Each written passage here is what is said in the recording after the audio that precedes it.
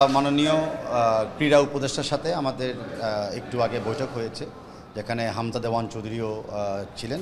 সরাসরি ওনাদের ভিতরে কী ধরনের খেলা হতে পারে, ইন্ডিয়া বাংলাদেশ ম্যাচের ব্যাপারে অনুভূতি কী হামজা চৌধুরীর, এবং বাফুফের থেকে সর্বোচ্চ প্রস্তুতি কেমন, সব কিছু বিবেচনা করার জন্য উনি আমাদের থেকে তথ্য নিল।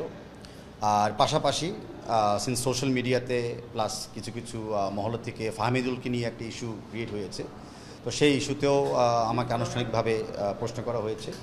আমি আমাদের বিএফএফ পক্ষ থেকে ফ্যাক্টসগুলো তুলে ধরলাম। আর মানে আমি আশাবাদী যে আমাদের যখন ফ্যান্সরা আছে সব ফ্যান্সরা জানবেন যে বাংলাদেশ ফুটবল প্রতিটা নিয়ত চেষ্টা করে সঠিক সিদ্ধান্তটা নিতে দেশের জন্য এবং দলের জন্য।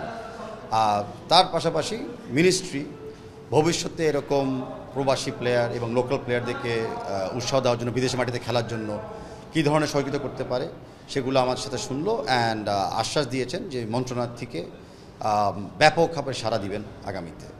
আর লাস্ট ছিল ঢাকা স্টেডিয়াম কবে রেডি হবে, আমরা আশাবাদী ঢাকা স্টেডিয়াম এই মাসে যদি আমরা শুরু করতে পারি কাজ, তাহলে আগামী সিঙ্গাপুর ম্যাচের জন্য আমরা হোম ভেন্যু হিসেবে পাবো। আমাকে জাস্ট আমি এক্সপ্লেন করেছিলাম সিচুয়েশনটা, অ্যান্ড উনি শুনলেন, এতটুকু হয়েছে। না, কোনো সিদ্ধান্ত মানে ফাহমিদুলের সিদ্ধান্ত তো আমাদের কোচ দিয়েছে সৌদি আরবিয়াতে, তো আমি কোচ যেই স্কোয়াড সিলেক্ট করেছে আমরা সেই স্কোয়াডকে নিয়ে আগামীতে ইন্ডিয়াতে খেলতে যাচ্ছি। দেখেন, আমরা ফুটবল দলের ট্রেনিংয়ে গিয়েছিলাম, আমরা ফুটবল স্কোয়াড গড়ে তুলেছি, আমরা স্কোয়াডকে নিয়ে এখন কমেন্ট করি। আর আগামীতে যে একটা 72 বড় ম্যাচ আসতেছে সেটার উপর আমরা ফোকাস থাকি। আমাদের 23 জনের স্কোয়াড অলরেডি ডিক্লেয়ার হয়ে গেছে, আনুষ্ঠানিকভাবে আমরা প্রেসকে জানিয়ে দিব। তো সেই 23 স্কোয়াডে এবারের জন্য ফাহমিদুল নাই।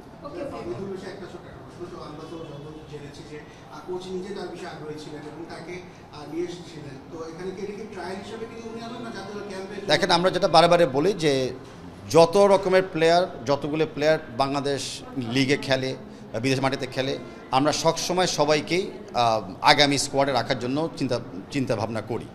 এই মুহূর্তে আমাদের আগামী যে ম্যাচ, সেই ম্যাচের ট্যাকটিক্যাল সিচুয়েশনের জন্য বেস্ট 23কে আমরা চুজ করে নিয়েছি। আগামী ম্যাচে কী হয় সেটা আগামী ম্যাচের জন্য ওয়েট করতে হবে, বাট যে কোনো প্লেয়ার আগামী ম্যাচে আবার কিন্তু দলে আসতে পারে।